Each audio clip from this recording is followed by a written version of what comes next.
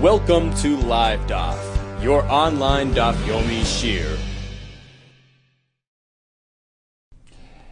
Shalom Aleichem, welcome back to today's Daf Yomi, which is CHAGIGA Daf Gimel. We are holding 4 lines from the top of the Amud. In yesterday's Daf we learned that a fellow who is both deaf and mute, he is deemed to be deficient in his intelligence, in his neurological capacity, in which case he's considered a lav bar das, comparable to a shait or katan who are pata from all mitzvahs. But if it's just deaf or mute, then he's considered a full-fledged bar das, intelligent individual who's chayiv in mitzvahs, except from mitzvahs re'iyah, appearing in the Mikdash on Yom Tov, bringing a korban. And the question is, why? Why is it that when it comes to re'iyah, we single him out? You don't have to take part in the re'iyah ceremony. Maishno, says the Gemara, in re'iyah de ptiri. Why is it when it comes to mitzvahs re'iyah, that doesn't apply to a fellow who is either deaf or mute? U'maishno le'inyan simcha de mechayvi, when it comes to other mitzvahs, such as v'samachta b'chagecha, one who is deaf or one who is mute is considered an ordinary individual, in which case he's chayev in that mitzvah. Answers the Gemara, re'iyah is different because we compare it to hakel, which also has that exemption. Le'inyan re'iyah, when it comes to appearing in the Mikdash on Yom Tov, gomar re'iyah mahakel. We learn it via Exeter Shabbat, using the words re'iyah from hakel. This was once in 7 years. The king would read out various chapters of the Torah to the masses who congregated in the Beis Hamikdash. Everybody came together, men, women, and children. Uksiv in the pasuk adds, "V'voy kol Yisrael le'ra'os." So we have the term le'ra'os over there by hakel. We have the term le'ra'os by re'iyah. Yei ra'ekol schorcha, similar term. We connect the two things, and just as over there, a fellow who is either deaf or mute is exempt from participation here as well. When it comes to re'iyah on Yom Tov, he is exempt as well. Apparently, re'iyah, just as hakel, is meant to be an all-encompassing experience, audio, visual. You have to really live it to appreciate it, and therefore one who is deficient, one who is lacking in this capacity, he can't really experience the event properly. He is exempt, he is pater. How do we know that it's true? How do we know that by hakel this is true, that a deaf or mute fellow is pater? Everybody gets together. We read the Torah, leman yishmu uleman yilmudu, so that they hear and that they learn, they absorb the experience. V'tanya, we learned in a brisa that explains this pasuk. Leman yishmu is excluding a deaf individual. He speaks, but he can't hear. He can't really understand what's going on. Well, a general idea he has, but he can't hear the words of the melech. He can't really absorb the experience. From the words Ulaman Yilmudu, we learn we exclude a fellow who, although he hears, but he can't speak. And when a person can't really verbalize his feelings and his thoughts, he can't express himself, it interferes with his learning experience. He doesn't have the ability to analyze properly, to absorb properly, to understand properly. And therefore, he's exempt from this mitzvah of hakel. He's not really going to have the full benefit of that experience. He's pater. And just as a deaf fellow or a mute fellow is pater from hakel, we apply the same concept to re'iyah. Says the Gemara, do you mean to say a person who can't speak, likewise he can't really truly appreciate what he's learning? They say when they learn Gemara, you meant to verbalize it and express it in words that helps you absorb it, brings it from the stage of wisdom, of chachma, to bina, to das, to really analyzing and absorbing the material, expression, enunciation, verbalization. So otherwise you can't really appreciate the true value of your learning. Is that so? And that's why you're telling me that Leman Yilmadu indicates that unless he can actually verbalize what he's saying, express it in words, he doesn't have the true learning experience, and therefore he's pater from Hakel. Is that so? We have a story that disproves this. Vaha Hanotre Ilmi. We had these two mute fellows. Davu b'shevavusi the Rebbe. They lived in the neighborhood of Rebbe. Who are they? B'nei Barti, the Rabbi Yehuda and Gudgada, the grandchildren of Rabbi Yehuda. B'amila some say B'nei Achse, the Rabbi Yehuda, his nephews. They call Mazdava Ayel Rebbe, the Midrash. Whenever Rebbe entered the Beis Medrash to give a shir, they came running. Havu Ayel, they would come in. V'yas v'kamein, they would sit in front of him. They would listen to the shir. Umanai de Bereshayu, they would nod their heads in approval, as though they understand everything that's going on. Umarachshin sifosayu, in fact, their lips would move along. Oh boy, Rebbe Rachmi Alay, when Rebbe saw their dedication to Torah, their Mesiras Nefesh, he davened to Hashem, boy Rebbe Rachmi Alayu, and they were healed, and suddenly they can start speaking again. Suddenly, they acquire the power of speech. It turns out they give them a test. These people that were mute from birth and suddenly start speaking, they were well versed. They knew everything. It's pretty clear that even when one is mute, when one is an elam, it doesn't interfere with his ability to understand and to learn.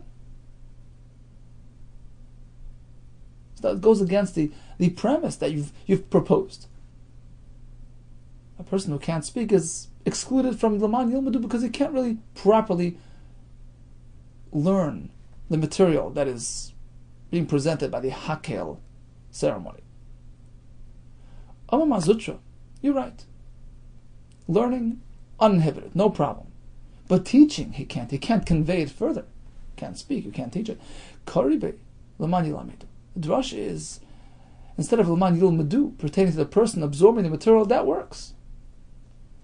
He can do that, but he can't teach it to others. So the drasha is Laman Yilamedu. We learn as though it would say Lamedu, teach to others. So this mute fellow, although he can absorb the material 100%, but he can't convey it to others, and that's the point of Hakel. Come there, absorb it properly, and then pass it on to others. Be that link in the Messiah of Torah. If one is inhibited in his ability to pass on, he's mute. He can't be malamed, and he's pater from the mitzvah. So initially we thought, unless you can actually express your thoughts in words, then there's something deficient, there's something lacking in your ability to absorb the material. We disproved that notion based on the story of these two Trei Ilmi. So we concluded the drush is not Yilmedu, rather Laman Yilamedu, we have to be able to give over to others. And therefore the Elam, the mute fellow, is excluded. Rav Ashi Amar, you don't need to prove it from the story. The pasuk itself proves this point. What does it prove? That although he's mute, but his level of understanding, his level of absorption of the material is not inhibited in any way. Certainly the mute fellow is only excluded from Laman Yilamedu, as you explained, because he can't give it over to others. Laman Yilmedu. Because otherwise, if the point is because he can't absorb, he can't properly learn the material, the fact that he can't express himself gets in the way, interferes with his ability to learn, and it's Laman Yilmedu, and he doesn't have that, the way you originally thought, that wouldn't work. Because here you have two examples, two cases of individuals who can't learn properly. A deaf fellow, he can't properly understand and hear the material, although he may read it and see what's going on, but the tone of voice, the expressions, that he's not going to get. He's lacking in his ability to absorb and to really experience the learning experience. That's a deaf fellow. And the mute fellow as well, we had figured, also has that sort of deficiency. So why does the Torah have to say both? Why does the Torah have to repeat it? If the drasha to exempt the mute fellow was based on Laman Yilmedu because he can't learn properly, Because he can't speak, he can't learn properly. Likewise, the deaf fellow who can't really hear, he can't learn either. Why the repetition? So all can be learned from the first part of the pasuk. You can't hear, so you can't learn. And likewise, if you can't speak, you can't learn either. So it's all included. Why does the Torah have to itemize them? You have to be able to hear, to speak. It's both based on the same premise of inability to properly learn. Says Ravashi. It's pretty clear. There's nothing wrong with this mute fellow. He can learn properly. Doesn't interfere with his ability to learn. Rather, he can't be malamed. Oh, that's the point. He can't convey it. He can't pass it on. Now, they have to be able to teach others. So that's an added chiddush. Laman Yishmo tells you have to be able to hear. Why? So that you learn. So that you absorb properly. That's number one. As opposed to a deaf fellow. What about a mute fellow? He can learn properly, like these two ilmim. Not a full grasp of the entire Torah. Notwithstanding their deficiency. So what? So why they patak? Because you can't pass it on to others, so you're not obligated to take part in that hakel experience. Amar of Tanchum. Let's go back to Re'iyah. If a fellow is deaf even in one ear, he can't really truly experience that comprehensive Re'iyah experience, he's pater. Just like he's pater from hakel. Shenamar ba'ozneihem. He meant to convey the Torah ba'ozneihem in their ears. Both ears have to be fully functioning. V'hai ba'ozneim and ba'ilei ba'ozneim l'kol Yisrael. Ba'ozneim is a lashon rabbim. Perhaps not in reference to both ears of the same person. We're speaking about Kol Yisrael. Declare, read the Torah ba'ozneim in their ears of all Yisrael that are present. Perhaps one functioning ear is enough. V'hai ba'ozneim and ba'ilei, it's needed ba'ozneim l'kol Yisrael. Go teach it to Klal Yisrael. But who's to say that both ears have to be properly functioning? Well, just simply to tell you that you have to do it in the presence of Yisrael. We have another pasuk. Mineged Kol Yisrael Navka. Do it in the presence of Yisrael, opposite Yisrael. Apparently the word Baznei, which is an extra word, is coming to tell you that halacha. You need two properly functioning ears. No. Even Mineged Kol Yisrael, if only from that, Havamina, perhaps I would think. Do it opposite them. Even if they're standing at a distance. Even if the fellows standing in the back in the bleachers can't hear you, that's okay, as long as they see you reading. Even if they're standing far away, they can't hear. And that's why Kasser Rachmana Baznayim, Buddha Shami. Baznayim tells you, no, they have to hear. Perhaps that's the point of the pasuk. Nothing to do with functioning ears. No, that's not from the other pasuk. You have to be able to hear. You can't be deaf. And you have to be standing nearby to hear. To absorb the lesson being taught. So once you know that, why does the pasuk have to repeat ba'azneihem? Oh, to tell you this chiddush, that chirish ba'azne achas is patur. Amar b'tanchum, in similar fashion, chige b'ragle achas, patur menariya. Even if one is limping on one foot.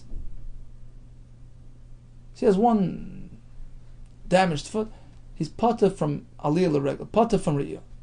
Shenama regolim. Shalish regolim, we learned yesterday, regolim and raglayim go hand in hand. So you need two properly functioning feet. V'haraglayim iboyle prat lebali kabin. That word is needed for another drasha, to exclude a fellow whose foot is cut off, who uses a calf, some sort of artificial leg.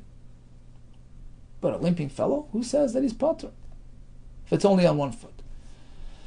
But that halacha, to exclude Bali Kabin, the fellow who's walking on a stump, that's learned from another pasuk. Mipa'amim nafka. Shalish pa'amim bashana. Pa'amim means times, occasions, again, a reference to a foot. The occasion arrives, it comes towards you, so occasions and feet go together. And we learn from there, one has to have a properly designed foot. The Sanya, pa'amim, Ein pa'amim el raglayim, referring to feet. Right from a pasuk.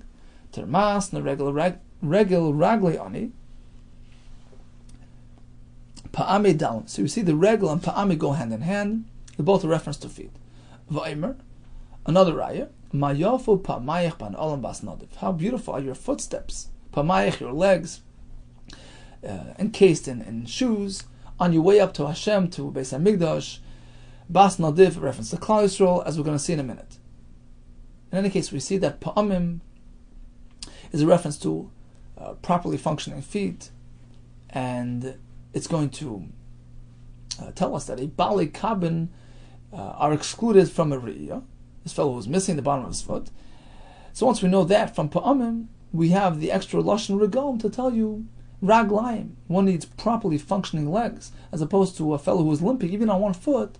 He's pata from riyah. Once we're on the topic of mayafa pa'mayich, says the Gemara Darash Rav. Ma'idich, what does the pasuk mean when it says mayafu pa'mayich ban olim bas nadiv?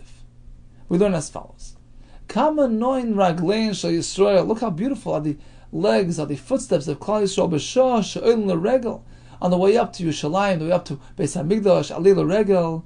And the pasuk concludes bas nadiv, a reference to Klal Yisrael, the daughter of the donor, the one who stepped forward, Avram Avinu, the first one who volunteered to join the ranks, the first year, the first ger, bitoy shel Avram Avinu, shnikru nadiv. Shenemar, we find another pasuk as well. This reference to Avram Avinu, Nedivi Amim Nasafu, the gerim amongst all the nations will gather together and join Klal Yisrael, who's considered Am Elokei Avram. Why is Klal Yisrael called Am of Elokei Avram? Elokei Avram? Yitzchak, Yaakov? Ella, rather, in this context, over here, in the context of Gerim, we attribute Klal Yisrael to the first Ger, Avram Avinu. And likewise, the other Gerim who join the fold, who come to Klal Yisrael, they are going to attach themselves to Klal Yisrael, who had a grandfather, Avram Avinu, who enabled the concept of Gerim. Ella Lekei Avram Shoyet Chila Legerim.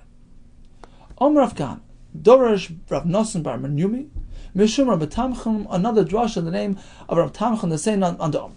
Ma'idich said, what does the pasuk mean when they were going to throw Yosef HaTzadik into the bur to save him from death? Right? This was Reuven's plan. And the pasuk says, look, what was in the bur? The bur was empty, ain't by mine without water. Isn't that a redundant lashon? Once you say the bur was empty, well, of course, don't I already know there's no water there? Ella, rather, there's a drasha. There's another pshat in this pasuk. There was no water in the bur. But certainly there were creatures, there were snakes and scorpions in this bur. It's interesting to note that the Gemara in Shabbos has this drasha here of the bur being filled with snakes next to another drasha, another halacha that the menorah and Chanukah is meant to be placed no higher than 20 amma, because it needs to be within the field of vision in order to create persuma nisa. So the halacha of persuma nisa, which mandates the placement of the menorah under 20 amma, is situated next to this drasha of the bur being empty of water but filled with snakes, and the Bali Agada make that connection. What's the correlation between the two concepts? They say, look, there's really a kasha to be asked. They wanted to drop Yosef into the bur. Okay, no water, but it's full of snakes. They're trying to save his life. So what are you doing by putting him into a bur with snakes? Teretz is they were standing above 20 amma. Reuven couldn't look down that far, because above 20 amma you don't really notice. Just as the Chanukah menorah cannot be placed higher than 20 amma in order for it to be within one's field of vision, to make that persuma nisa, and that's why the Gemara puts the two concepts one next to the other. Tana Rabbana, we learned on the Bryce. Ma'aseh Rabbi Yehuda ben Breika. There was a story involving Rabbi Yehuda, Rabbi Lezer ben Chisma Shalchu. They went on Yom Tov lahakbil pnei Rabbi Yeshua Pekin to visit the Rabbi Yeshua in the town of Pekin. Amar lahem, so Rabbi Yeshua turns to them. Machidush haya beis hamedrash hayom. Tell me something new in the beis medrash. What happened in the beis medrash today? Anything interesting? I say, tell them, we're going to teach you. We're coming to hear from you. We're your students. We're here to drink your waters. Teach us something. She tells them, even so, it cannot be a day in a Beis HaMedrash without a chidush. There must have been something interesting today. Please convey that to me.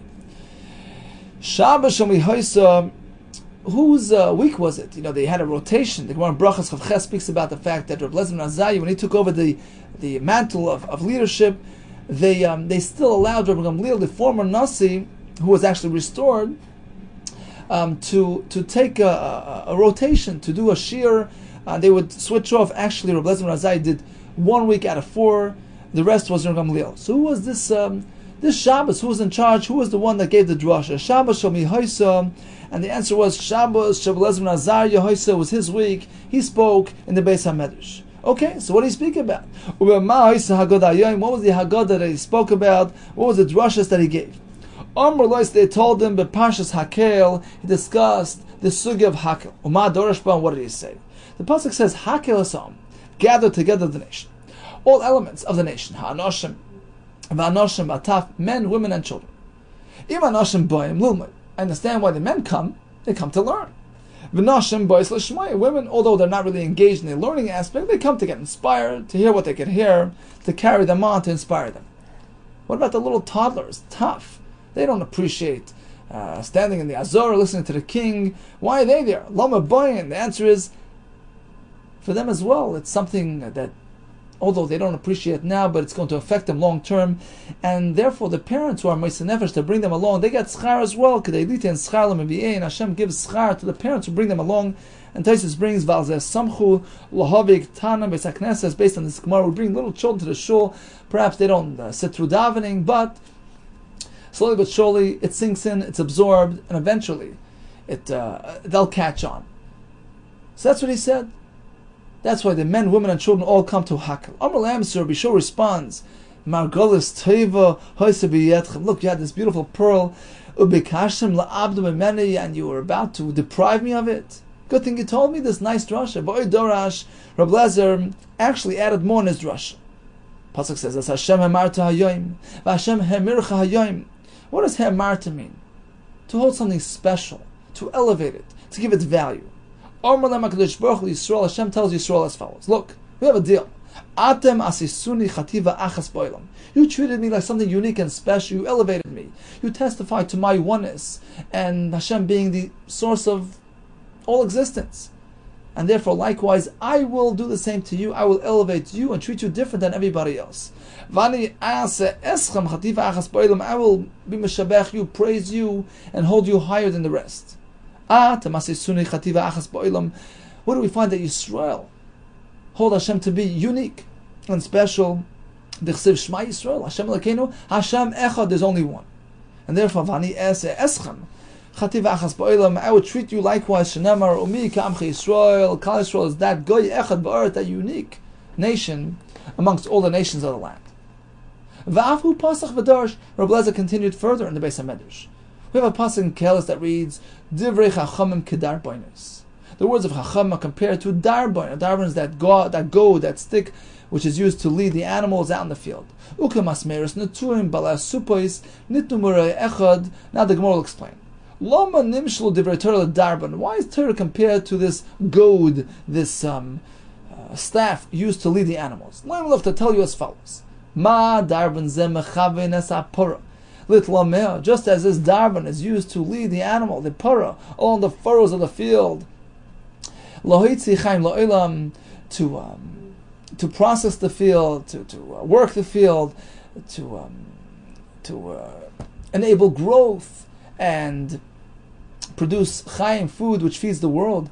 Af divrei Torah, likewise Torah, mechavnen islam deim. It directs its learners, one who is steeped in Torah, one who is immersed in Torah, one who is learning Torah. He has that clarity, and the Torah affords him the ability to steer clear of all pitfalls in life. It's mechavenin islam dayan midarke misa lakechaim, affords him the clarity to avoid pitfalls of misa and leads him on the path of life. Perhaps just as this darban stick is mobile and unstable, Af divrei Torah metalton, Torah as well is something unstable. Tamalim masmeros, we compare to a nail on the wall. Himam, it's just like the masmer stays in place, it's stable for all time. Torah is absolute, it's eternal. Imam masmer ze chaser v'lo yasser, perhaps just like this nail, you knock it into the wall, slowly it slips out of sight. Perhaps Torah as well diminishes and weakens over time and loses its effectiveness. We compare it to a plant. Just like a plant, it grows and prospers after Torah as well. Another chiddush, another insight, another angle. It just grows and grows. It's not just discovering Torah, it's creating Torah. When you learn and you delve and you analyze, you're actually adding and be mechadish, para v'raba of Torah. You're experiencing that ongoing growth of Torah. The pasuk continues, Bali Asupos.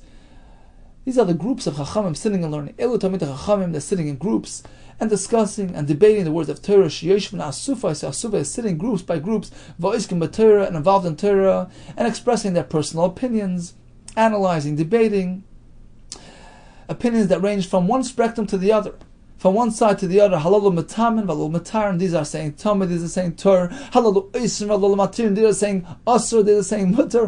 Halalu poislam, halalu machshir. These are saying pasal, those are saying kasher. So this debate is raging in the Beis HaMedrash, and perhaps a bit confusing. Shema yom adam. Perhaps a person will say, "This is for me too confusing. I open up a sefer, I see shitas this way, shitas that way. How am I going to make sense of all this? What am I going to do?" How can I learn in this manner? It's so confusing, so many opinions from one side of the spectrum to the other. The answer is in that pasuk. You meant to know. It's all coming from one source. Kulam nitnu muraya echad. It's all from one shepherd, which means Keil echad nasna. Hashem, the one Hashem. He's the one that gave us the Torah. And although there is lots of debates raging in the Beis HaKnesset, Beis HaMedrash, but really they're all trying to get to the same point, to figure out what Hashem had in mind, so to speak. And they're only bringing rayis, Rashi says. They're proving their point from words of Torah. Nothing personal there, nothing subjective. It's all from the Torah. Parnas echad amarim. It's all conveyed by that same leader, Moshe Rabbeinu, and everybody's supporting their opinion from the words of Moshe. It's all from the master of all happenings, the master of the world, Hashem. So, it's all leading to the same point. We're all trying to understand the same thing. There's no conflict. There's nothing personal here. And therefore, try to learn it all. Because every opinion counts. Everybody has a valid point. And in fact, the more the better. The more opinions. The more machlekes in Torah. The more clarity you get. Af ata asay oznecha kavarcheses. Therefore, you as well. Bend your ear like an avarcheses, like a funnel. Take it all in. Uknei lecha leiv meven lishmoy as divrei metamim as divrei metarim. Acquire for yourself an understanding heart. So absorb all the opinions. The ones that say tamei, the ones that say tar. Es divrei oisrin, es divrei matirin, es divrei poislim, es divrei machshin. I just want to read for you the words of the Rabbeinu Chananel off to the side. He says, this fellow is encountering difficulty. He says, this is confusing. And the response is like this. Listen to it all. All the opinions, all the shittas. You're going to get to the clarity. You're going to get to the halacha at the end of the day. Because although it appears like there's a war raging, so many conflicting opinions, at the end of the day, it affords clarity. At the end of the day, they'll conclude with clarity. There's love at the end. The objective is clarity on Hashem's Torah. Nothing personal here. At the end of the day, they'll come to consensus. In fact, I once heard that one of the benefits of machlekes and Torah is that, when you have your own opinion, so you say it and you move on. But when there's somebody opposing you, somebody challenging that opinion, now it gets serious. So each individual will look to prove his point, to disprove the other fellow. Of course, l'shem shemayim, but you get much deeper, much broader. And at the end of the day, the topic that's being discussed and being debated gets broader and gets clearer, and is covered in a much deeper way through this machlekes process than otherwise. So bottom line is, the machlekes, the opinions, they all contribute to the ultimate clarity that we're trying to achieve. At the end of the day, you'll have the halacha, plus you'll understand the sugya, in which case, once you get the essence of the topic, through learning it, through the machlekes, through the discussions, now you can take it and internalize it and apply it elsewhere to a different case. It's not just a dry bottom line. You internalize the concepts behind it. And that's the way to learn Torah. So be sure, heard them out. What a beautiful drasha from Rabbi Yehuda ben Azariah. So he exclaimed as follows: B'loshen hazeh omelem. He said in the following lashon. Wow, how fortunate are we to have Rabbi Yehuda ben Azariah amongst us. Ein der yosem Rabbi Yehuda ben Azariah shor b'soichai. A generation which is zeicha to the presence of Rabbi Yehuda is not a der yosem. It's not an orphaned generations. We're so lucky to have such a great leader. What's the connection between der yosem and Rabbi Yehuda ben Azariah? So the Chacham Sefer says a beautiful word. The Gemara earlier tells us, right? This was the first word that they said over from Rabbi Yehuda. Why are you bringing the children to the Beis Hamikdash? And the answer was, right? The men come to learn, the women to be inspired, the children k'dei litin schar l'mevi'eh. So you would think the Gemara means to say like this: little toddlers, the Marsha says, are speaking younger than chinuch. They don't really appreciate the shul, the Beis Hamikdash. You bring them along. You would think the Gemara means to say it so that by osmosis it's going to sink in. They'll absorb something which will benefit them long term. The Gemara doesn't say that. The Gemara says to give schar to the ones that bring them, to the parents. Is that the point? Why are you getting schar for bringing them? Apparently they're getting inspired. So say that. The men come to learn, the women to listen, the kids, some sort of inspiration they'll get. Why does the pasuk, why does the Torah stress, why does the Gemara stress? The purpose is to give schar to the parents. Say the Chacham Sefer like this. Just picture it. Once in 7 years, the king, Hakel. It's beautiful. What a moment, what opportunity. What a ruchnistic experience. Parents want to come without the little babies. You bring a kid to shul, kid wants to know when he's going home, he wants to have the snack, he's coming in, he's coming out. It's like, it's like the Kia Shefer scene, the baby's crying. Parents are giving up their concentration, their focus. That's what Hashem wants. He wants to see parents willing to sacrifice their spiritual success, so to speak, their spiritual experiences, in order to give their kids a proper chinuch. That's why Hashem says, bring the kids. I want to see Mesiras Nefesh. I want to see parents giving up. Bringing the kid to shul, Taisus says. Bringing the kid on Rosh Hashanah when you want to really dedicate yourself with full kavanah. Bring those kids along. We're going to ask you, where's the chazan holding? And when can I leave? Bring them along. Give up a little bit. And that is schar. That will give you schar for yourself. You won't lose anything. And your kids as well. You'll have siyata d'shmaya in the chinuch of your children. Says the Chacham Sefer. That's why Rabbi Shul responds. He says, what a leader. Ein der yosem. Rabbi Yehuda ben Azariah shor b'soichai. Such a leader who looks after the kids. He tells us to be machanach our kids even at our own expense. This generation is going to have good kids. The kids today are going to be looked after because of this tzaddik, Rabbi Yehuda ben Azariah, who tells us how to do it right. Beautiful Chacham Sefer. Asks the Gemara, why were they hesitating? He asked them to say over something. They didn't want. Why didn't they tell him right away what Rabbi Yehuda said in the Beis Hamikdash? Because they were afraid. There was a similar story which ended a bit tragically. The Sanya Maasa Rabbi Yossi Bender Maskus. So he went to visit Shalach Lahakbil Pnei Rabbi Yehuda Belud. He came to visit Rabbi Yehuda in Lud. Rabbi Yehuda turns to him. Ma chidush hoya b'Beis Hamikdash hayom. The same question. What was going on in the Beis Hamikdash?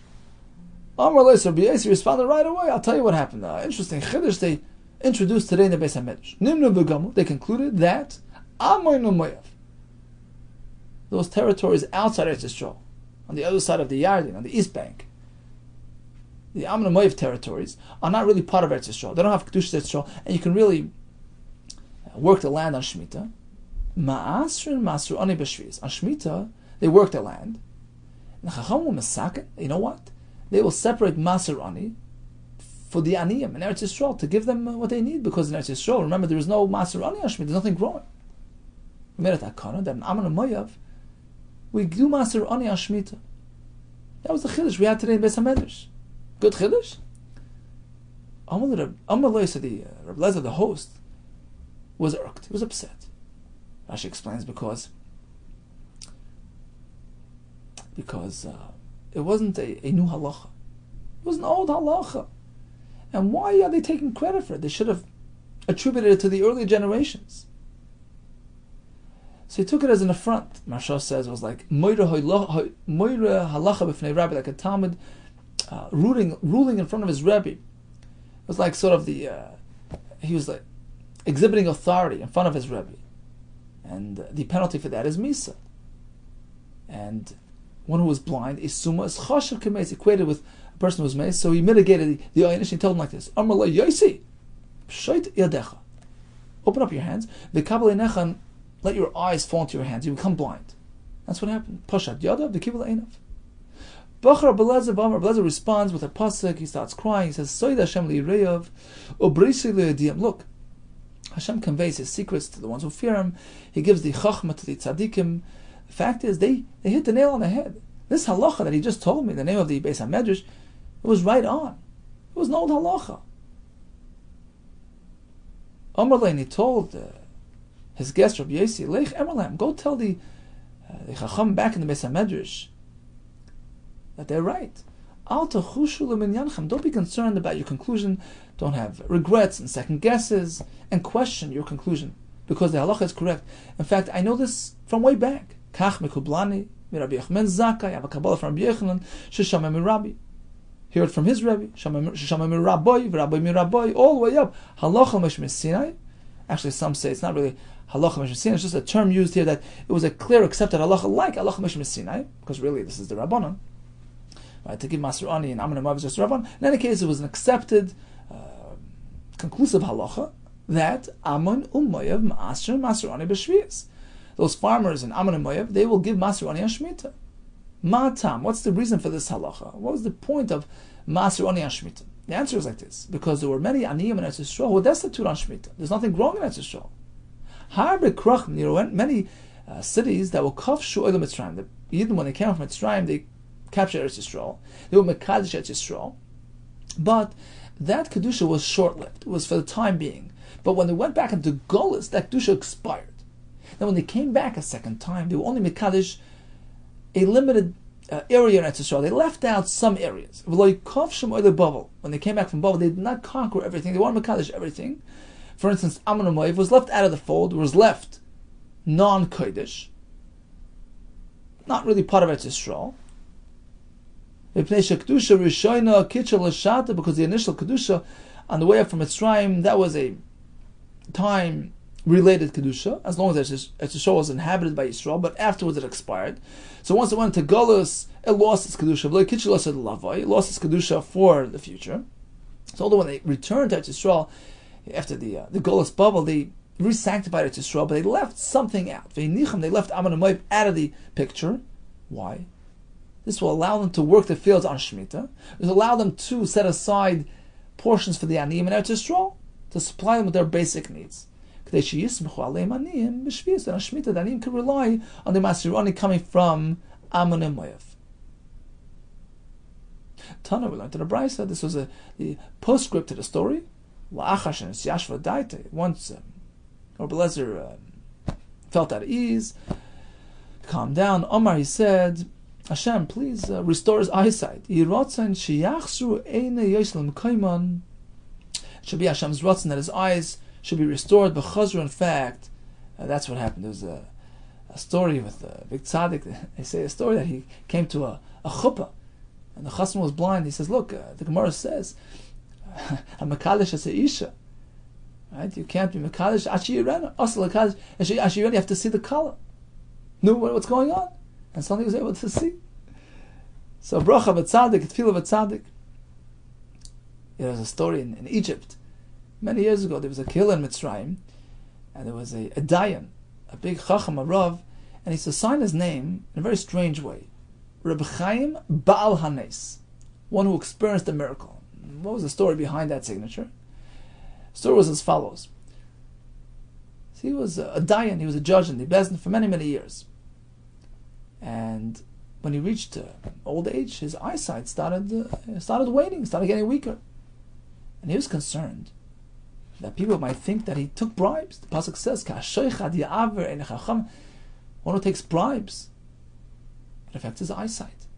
He was concerned about Chilul Hashem. They might think Chas Hashem, he took bribes, and that's why he's suffering. That's why he's losing his eyesight. So he wanted to dispel that notion. So what do he do? He gets up in shul on Shabbos in front of the entire community. He says, Rabbi Say, I can promise you, I was a dayan, don emes lamita, never took a bribe. And I'll prove it. If it is so, apparently he had detractors, right? Those who challenged and opposed him, right? They don't like the way he... So he said, Rabbi Say, that's the emes. And in fact, Hashem will prove it. If it is so, that I am innocent of this crime, Hashem should restore my eyesight. That's what happened. Suddenly you can see clearly. His eyes were fully functioning. This was a tremendous Kiddush Hashem to dispel the rumors, dispel the notion that he was a dishonest judge. Suddenly he could see perfectly. And from that moment onward, ever since then, he signed his name, Reb Chaim Baal Hanes, the one who experienced the Nes. Tanu Rabban. So Mishnah spoke about a Cheresh Shoyte V'Katan. What constitutes a Shoyte? What qualifies? Ezehu Shoyte. What are the simanim of a Shoyte? Hayotze Yechid Balayla. One who walks out alone at night, perhaps referring to the days of old where a lot of mazikim in the street and it wasn't common to walk out at night, it was dark, it was lonely. This fellow was roaming the streets at night. Valon Beis HaKvaros. This fellow, he lives in the Beis HaKvaros, he sleeps there overnight. V'makares Ksusa, he tears apart his clothing. These are indications of a deranged fellow. Itma, we have machlekes. All three together, or even one, is enough of an indication. Rav Huna Amar, Ad sheyu kulam vasachas. When he has all three things, he exhibits three signs of shtus. That's a siman that he's a deranged fellow. But just one alone is not. Rabbi Yehuda Amar, afilu ba'achsman, even one alone is a true indication of a shayt. Now, how do we understand Rav Huna? One is not enough. You need three. Hey Chidami, how is this fellow doing it? How frenzied is he? How is he exhibiting these signs? If he's doing it in an excessive way, he's tearing apart his clothing, he's every night in the Beis HaKvaros, which makes it apparent that it's derech shtus. Even one sign should be enough. This fellow's a shayt. Plus, he's not doing it in a frenzied way. It's not necessarily an exhibition of shtus. He tears his clothing. He's once in the Beis HaKvaros. We find him once at night. You don't necessarily see the shtus written all over his face. So even all three would not necessarily prove the point. So if one's not enough, then three is not enough. We're speaking that he's doing it excessively, in an apparent way. But if it's just one, you could excuse it. Valam Beis HaKvaros. This fellow is in the Beis HaKvaros on a regular basis. Perhaps he has a reason for it. He has a plan. Amor Kadei Shatishru Alav Ruach HaTumah. Perhaps he's trying to get Ruach HaTumah so they can engage in witchcraft. He has some sort of agenda. He's training for a witchcraft career. So it's derech shtus. It's not norm, but it's something you can explain. Or vayotzi yechid balayla. You find him alone at night. Maybe there's a reason for it. Eimer ganad ripas achte. Perhaps he was gripped by this gadan rifas condition. He's a depressed fellow. He likes solitude. So that's why he's roaming the streets at night. It's derech shtus. It's not the norm, but you can excuse it. Or v'makares ksusa. His fellow's tearing apart his clothing. Eimer b'machshavasu. His fellow's caught up. He's spaced out. So you can explain it. But once he does all three, but if he exhibits all signs of shtus, you know what it's compared to? You have an ox who damages a shur. Okay, so maybe he has something against oxen. He damages a donkey. Okay, maybe it's personal. A camel, maybe it's personal. But once he does all three, V'nasamud l'koil is considered habitual gore for all three, for all types of animals. Reb Chaim Brisker used to say, when you have several questions, several kashas, it's better to have one teretz, one answer, one solution for all questions. That's probably the correct approach, rather than answering each question individually. This fellow is goring all the animals that he sees. Apparently, this fellow is an habitual gorer. Rather than saying, well, it's because of the shur, because of the chamar, because of this, because of that. When you see him doing all these things, you no longer look for an answer. The answer is, he's a shaitan. Amar Papa. One more thing. If Rav Huna would have heard the following price, Hadasani, Ezehu shaitan. What is a sign of a shaitan? Zeha ma'abed kol ma shnoisen lo. He loses what we give him. You give him a $10 bill, he loses it. That's a sign of a shaitan. If Rav Huna would have heard that, a brisa which clearly tells us that even one siman of shaitan is enough, he would have reverted. He would have been chayzer. Even one siman is enough.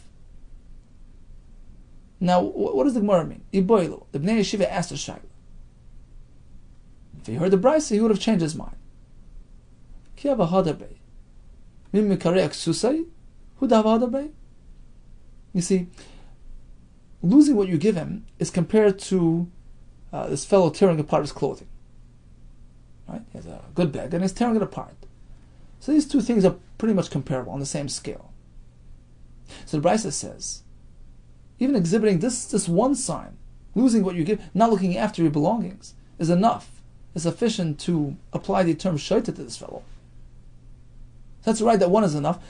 And the closest to this is tearing apart his clothing. So Rav Huna would have been chayzer from that, meaning if he's mekarei ksusai, which essentially means he's neglecting his belongings, that in itself is sufficient reason to consider him a shaita. You don't need the other signs with that. That itself is enough. So he would have been chayzer from that. Ki havahadar bei, mikarei ksusai hu havahadar bei. The dami lo, because that's comparable to ma'abed mashon loisen lo. That's enough of a sign. But when it comes to the other behavioral deficiencies, he's the Beis HaKvaros, he's on the street. In that case, one is not enough, because it's not really a strong sign of shtus. You need a combination of signs, a combination of symptoms to indicate the true cause. Or perhaps you can say mikulu havahadar. Once Rav Huna would have heard this brisa that ma'abed mashanoisim lo is sufficient reason to consider him a shaita, everything goes into the same boat. All these exhibitions, all these signs of shtus, Beis HaKvaros, and Nechil B'Layla, they're all comparable to Mekarei Ksusai. See, the Gemara compare them all together. So if Mekarei Ksusai alone is sufficient raya of shtus, so perhaps all the other ones as well. So bottom line is, if Rav Huna would have heard this price, that one sign is enough, he would have reverted, he would have conceded, he would have been chayzer, one sign is enough. We're not sure. Is it just Mekarei Ksusai, or all of them have the same halacha as well? Take it, we leave it standing. Okay, let's do a quick chazara on today's daf. So we concluded that if a person is either deaf or dumb, he's pata from hakel, and likewise from riyah. Rav Tanchan tells us, if he's just a cherush be'oznai achas, he's pata as well. Chige b'raglei achas is pata from riyah as well. We learned about the beauty of alila regel, bas nadiv, bas Avram Avinu, who was the nadiv, first one who stepped forward, connected to Hashem. We have a story involving a Rishua who asked his guest to relate something from the Beis HaMedrash. They told him three things in the name of the Nasi Eliezer ben Azariah, regarding bringing the kids to the Hakel ceremony, regarding how we hold Hashem special, and likewise Hashem considers us to be unique and special, regarding the Torah experience, the all-encompassing Torah experience, which really leads to the same point, connecting to Hashem and figuring out His Chachma.